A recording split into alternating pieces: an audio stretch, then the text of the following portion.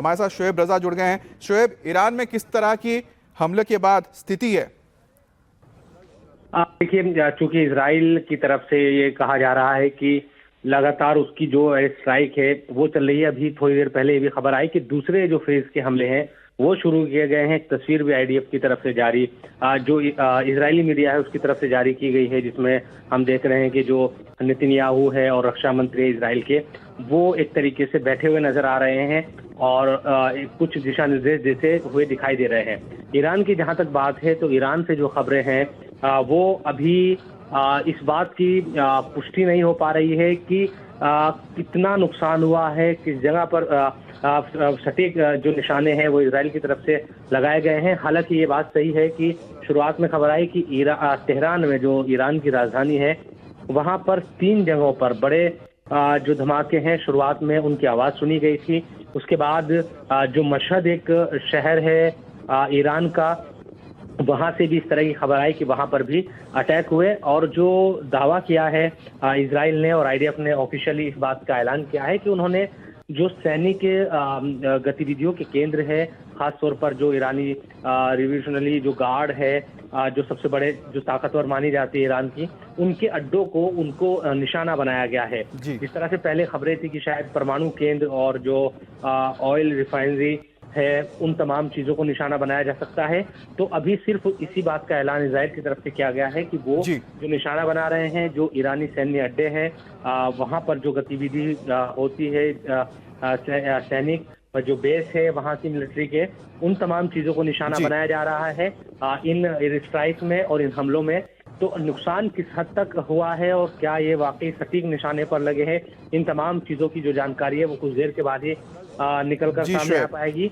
लेकिन अमित, ये अभी ये बात सही है कि अभी थोड़ी देर पहले ही जब हम आपसे बात कर रहे थे उससे कुछ मिनट पहले ही दूसरे जो फेज के हमले हैं वो भी शुरू हुए हैं। इस तरह की खबरें भी सामने आ रही है। और इस बीच एक बड़ी खबर अब आपको बता दें, जो ताजा अपडेट आ रहा है, ना सिर्फ ईरान में बल्कि एक साथ रात के 2 बजे के करीब यहाँ पर सीरिया के ऊपर भी हमले हुए हैं। और सीरिया के ऊपर जो हमले हुए हैं उसमें बताया जा रहा है कि साउथ और सेंट्रल सीरिया के ऊपर हमले हुए हैं। इन हमलों में कई इजराइल के जो विमान थे या फिर उनके जो सेना है, उन्होंने ईरान के जो प्रॉक्सीज काम कर रही हैं सीरिया के अंदर, उनके जो बेसेस हैं उनको निशाना बनाकर हमले किए गए हैं। बड़ी खबर आ रही है, ना सिर्फ ईरान के ऊपर हमले हुए हैं बल्कि सीरिया के ऊपर भी हमले हुए हैं। सीरिया की न्यूज एजेंसी सना ने उसकी पुष्टि कर दी है। वायुसेना बेस पर नजर बनाए हुए हैं जो चीफ ऑफ स्टाफ हैं जनरल हालेवी इस वक्त पूरे इस ऑपरेशन को मॉनिटर कर रहे थे। चीफ ऑफ स्टाफ है जिनकी तस्वीर आप देख रहे हैं, उनके साथ इजरायली एयरफोर्स के भी चीफ नजर आ रहे हैं। तो एक तरफ chief of staff general Harvey और साथ ही साथ उनके साथ मेजर जनरल तोमेर बार जो कि एयरफोर्स के चीफ हैं वो भी नजर आ रहे हैं और दोनों ने मिलकर पूरे इस ऑपरेशन को देखा है, कमांड किया है। तो बड़ी खबर हम आपको बता दे रहे हैं। पहली चीज ये है कि इजराइल ने ना सिर्फ ईरान के ऊपर बल्कि सीरिया के ऊपर भी हमले किए हैं और इसकी पुष्टि सीरिया की एजेंसी सना ने कर दी है, जिसमें बताया गया है कि सेंट्रल और साउथ सीरिया पर ये हमले किए गए हैं। जनरल स्टाफ के प्रमुख एलटीजी हर्जी एलवी फिलहाल इजरायली वायुसेना के कमांडिंग ऑफिसर मेजर जनरल तोमार पार के साथ कैंप रॉबिन इजरायली वायुसेना के भूमिगत कमांड सेंटर से ईरान पर हमले को देख रहे हैं। तो रात के करीब 2 बजे ये हमले किए गए थे। रात के 2 बजे हमलों की शुरुआत जब हुई थी, सीरिया और ईरान के ठिकानों को निशाना बनाया गया था और इस एक साथ हुए हमलों में सीरिया के ऊपर साउथ और साथ ही सेंट्रल सीरिया के उन ठिकानों को निशाना बनाया गया जिनका सीधा कनेक्शन इजराइल के साथ है, ईरान के साथ है। और साथ ही साथ जो ईरान के जो अलग अलग मिलिट्री बेसेस थे उन्हें भी निशाना बनाया गया है। शोएब हमारे साथ जुड़े हुए हैं। शोएब, बिल्कुल, देखिए जिस तरह की खबरें हैं, क्योंकि आपको पता है कि ना सिर्फ ईरान, तो जाहिर सी बात है कि इन तमाम जो प्रॉक्सीज है, चाहे हिजबुल्लाह हो या फिर सीरिया में जो संगठन है, इराक की बात करते हैं, हुतीस की बात करते हैं या हमास की बात करते हैं, इन तमाम जो संगठन है उनको मदद देता है। तो लड़ाई सिर्फ इस तरीके से कहे कि सिर्फ सीधे अटैक ईरान पर नहीं, बल्कि ये बात सच है कि दमिश्क से भी जो धमाकों की आवाज है वो सुनी गई। इसके अलावा भी लगातार, क्योंकि इजराइल की तरफ से अभी कुछ देर पहले एक बयान आया कि वो हमले करने और खुद की सुरक्षा करने के लिए पूरी तरह से तैयार है, पूरी रणनीति के तहत इन हमलों को अंजाम दिया जा रहा है। अमेरिका की तरफ से भी इस बात की पुष्टि की गई है, क्योंकि व्हाइट हाउस को जानकारी इस बात की दी गई थी पहले। ये भी अब खबरें निकलकर सामने आ रही है। तो कुल मिलाकर देखिए, आज जब सुबह होगी, क्योंकि 2-2.5 घंटे का जो फर्क है भारत के और ईरान का जो समय है उसमें दिखाई देता है। तो जब सुबह होगी तो किस तरह के हालात, किस तरह की जानकारी और वहां से निकलकर सामने आती है, ये देखना होगा। लेकिन ये बात तय है कि अब और ज्यादा जो गतिरोध, एक तरीके से जो लड़ाई है, जो आक्रामकता है, वो बढ़ने वाली है। क्योंकि इजराइल इस वक्त हम देख रहे हैं कि लेबनान में हिजबुल्लाह के साथ लड़ रहा है, हमास के साथ लड़ाई लगातार पिछले 7 अक्टूबर के बाद से जारी है। इसके अलावा इराक से जो प्रॉक्सीज है ईरान की, वो भी हमले कल भी उन्होंने मिसाइल हमले किए। हुतीज लगातार यमन से हमले कर रहे हैं। तो ये जो लड़ाई है उसका दायरा लगातार बढ़ रहा है। शुरुआत हमास से हुई थी और बढ़ते बढ़ते जो दायरा है, कई देशों को इसने चपेट में ले लिया है। किस तरह के हालात अब आगे रहेंगे, यकीनन ये देखना होगा। और क्या इसका कोई पलटवार ईरान की तरफ से किया जाता है? अभी बड़ी बात यही है कि नुकसान, बिल्कुल शोएब, जाहिर सी बात है कि जो ये हमला होना था ये तय था और ईरान ने इसके लिए पहले से तैयारियां शुरू कर दी थी। कल ही 1-2 ऐसी तस्वीरें और वीडियो सामने आए थे जिसमें साफ दिख रहा था कि ईरानी जो फोर्सेस हैं वो एक्सरसाइज कर रही है, तैयारी कर रही हैं, क्योंकि ये जो हमला हुआ इसका जवाब दिया जाएगा। और यही वजह कि सीरिया में जो प्रॉक्सीज काम कर रही हैं ईरान की, उनको भी एक साथ निशाना बनाया गया है ताकि उनके हमलों को न्यूट्रलाइज किया जा सके जब भी काउंटर अटैक होगा। लेकिन साथ ही आपको एक अपडेट दे दें कि जिस वक्त ये हमले हो रहे थे इसकी मॉनिटरिंग ना सिर्फ जनरल हालेवी कर रहे थे एयर चीफ के साथ मिलकर, लेकिन साथ ही इजराइल में जो किरिया मिलिट्री बेस है तल अवीव में, उसके बंकर में नेतन्याहू मौजूद थे। डिफेंस मिनिस्टर यहां पर योआव गैलेंट मौजूद थे और उनके तमाम टॉप डिफेंस जो सलाहकार हैं और जनरल्स थे वो भी मौजूद थे। और किरिया मिलिट्री बेस जहां पर कि हमारी टीम भी गई थी, हमने देखा है कि तल अवीव के बहुत ही करीब एक बहुत अहम बेस है, उसी के बंकर में बैठकर ये पूरे के पूरे हमले को मॉनिटर किया गया था। और जिस वक्त ये हमला हो रहा था तो 2 बेसेस थे, एक तरफ एयर चीफ और साथ ही चीफ ऑफ स्टाफ हालेवी मौजूद थे जो इन जो हमलों को देख रहे थे, ऑपरेशंस को देख रहे थे। दूसरी तरफ जो यहाँ की पॉलिटिकल एक तरह से पूरी लीडरशिप है वो भी मौजूद थी बंकर में और लगातार मॉनिटरिंग की जा रही थी। एक और बड़ी खबर आपको बता दें कि जिस वक्त ये हमला हो रहा था इस बारे में अमेरिका को जानकारी थी, अमेरिका के साथ जानकारी शेयर की गई थी, साझा की गई थी। और अमेरिका के ओर से भी, वहां के डिफेंस काउंसिल की ओर से भी बयान आया है जिसमें साफ किया गया है कि इजराइल ने जो हमले किए हैं ये हमला जायज है, क्योंकि उनके ऊपर जो हमला हुआ था उसका जवाब देने का हक इजराइल के पास है। और यही वजह है कि जो हमले हुए हैं बहुत ही सटीक किए गए हैं और इसकी जानकारी साझा की गई थी अमेरिका के साथ। यानी कि अगर ईरान कोई हिमाकत करता, ईरान अगर काउंटर अटैक करता है तो इसमें एक बार फिर से अमेरिका और उसके जो सहयोगी हैं उसमें पूरा साथ देंगे इजराइल का। और आईडीएफ के स्पोक्स पर्सन ने इस पूरे हमले को लेकर क्या कहा है आपको बताते हैं। In response to months of continuous attacks from the regime in Iran against the state of Israel, right now the Israel Defense Forces is conducting precise strikes on military targets in Iran. The regime in Iran and its proxies in the region have been relentlessly attacking Israel since October 7th on 7 fronts, including direct attacks from Iranian soil. Like every other sovereign country in the world, the state of Israel has the right and the duty to respond. Our defensive and offensive capabilities are fully mobilized. We will do whatever necessary to defend the state of Israel and the people of Israel. और शोएब हमारे साथ जुड़े हैं। शोएब, ये बताइए कि आखिरकार Iran में इस वक्त किस तरह के हालात हो सकते हैं, उनकी लीडरशिप के बारे में क्या जानकारी मिल रही है? और दूसरी बात यह है कि आखिरकार ईरान के पास कितनी क्षमता है कि वो एक साथ अमेरिका और इजराइल के साथ लोहा ले सकता है?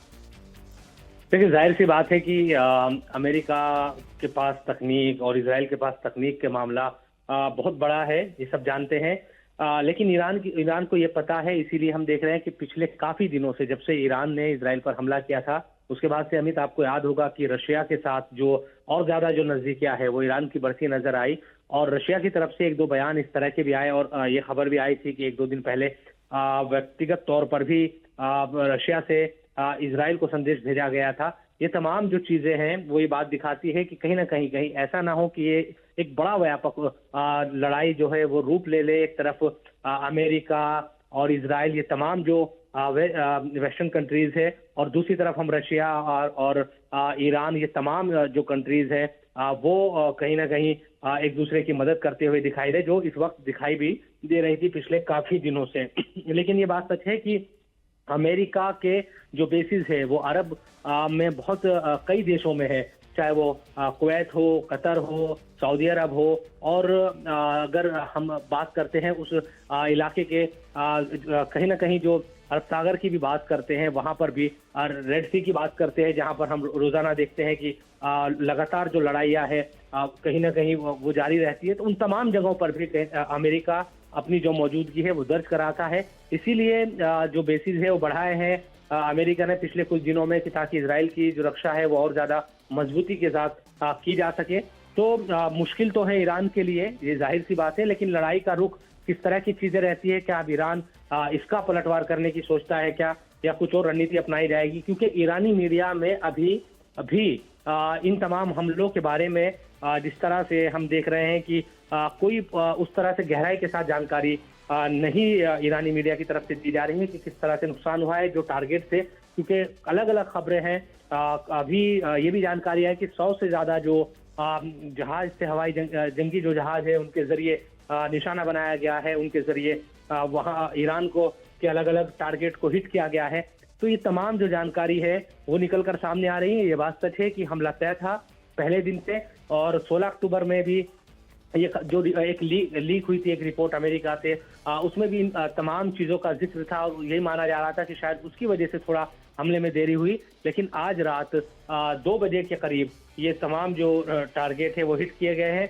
इस वक्त भी क्योंकि जो इजरायली मीडिया है वो तो दावा कर रहा है कि अभी भी हमले जारी है, इस्फहान पर हमले की खबर है, क्योंकि इस्फहान वो शहर है जहां पिछली बार भी ईरान के वहां पर अटैक की खबर आई थी। हालांकि उतनी ज्यादा ईरान की तरफ से कहा गया था कि बहुत बड़ा हमला इजराइल की तरफ से नहीं था, उसको नकारा गया था। लेकिन इस बार तेहरान के अलग अलग इलाकों को हिट करने की खबरें, मशहद जो एक धार्मिक शहर भी है, और इस वक्त की एक और बड़ी खबर हम शोएब जरा बता दें, क्योंकि ये हमला सिर्फ ईरान के ऊपर नहीं हुआ है, ये हमले सीरिया के ऊपर भी हुए हैं, और सीरिया में 2 जगहों पर निशाना बनाया गया है। एक हो गया सेंट्रल सीरिया, और साथ ही साउथ सीरिया में भी हमले हुए हैं, जहां पर जो ईरान के समर्थित जो मिलिशिया है या फिर उनके जो बेसेस बने हुए थे उनके ऊपर हमले किए गए थे, जहां से लगातार हमले किए जा रहे थे इजरायली शहरों के ऊपर। और यही वजह कि एक साथ इजराइल ने ना सिर्फ ईरान के निशानों को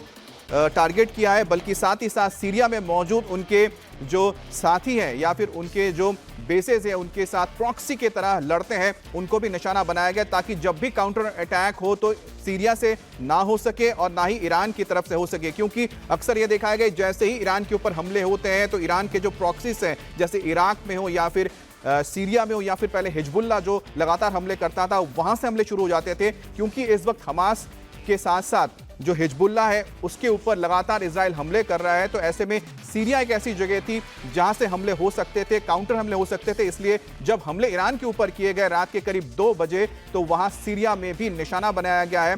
और जैसे दमिश्क हो या फिर होम्स शहर हो, इसके आसपास जो पहाड़ी इलाके हैं, यहां पर बताया जाता है कि कुछ सेंटर्स भी हैं, बेसेस है, कमांड सेंटर्स भी हैं ईरान के, जो यहां पर चलाए जाते हैं, जिसको कई बार हमलों में निशाना भी बनाया गया इजराइल की ओर से। तो आज जब हमले हुए थे तो खास तौर पे ध्यान रखा गया है जो भी हिमायती हैं ईरान के रजीम के, ईरान के सरकार के, उनको भी जवाब दिया जाए। और यही वजह है कि एक साथ ही हमले हुए हैं। लेकिन साथ ही ईरानी जो मीडिया है उनकी ओर से जो इस वक्त खबर आ रही है, जिसमें साफ किया गया किसी भी तेल के कुएं को या फिर किसी भी रिफाइनरी को निशाना नहीं बनाया गया है। दूसरी बात है कि ईरान की मीडिया ये कह रहे हैं कि वहां के जो एयरपोर्ट्स हैं वो अभी भी काम कर रहे हैं, वहां के एयरपोर्ट्स को बंद नहीं किया गया है। इमाम खोमैनी इंटरनेशनल एयरपोर्ट पर जो सामान्य तौर पर इस वक्त जो प्लेनों की आवाजाही है वो जारी है। इसलिए मतलब साफ है कि किसी भी सिविलियन इंस्टॉलेशन को, किसी भी सिविलियन कोई भी कॉम्प्लेक्स है उसे निशाना नहीं बनाया गया है। बहुत ही सटीक निशाने लगाए गए हैं, वो भी आर्मी इंस्टॉलेशन है, कमांड सेंटर से ईरान के मिलिट्री के, जिनको निशाना बनाया गया आज के हमलों में। शोएब, आपके पास क्या जानकारी आ रही है, क्योंकि ईरानी मीडिया अब धीरे धीरे खबर देने लगी है?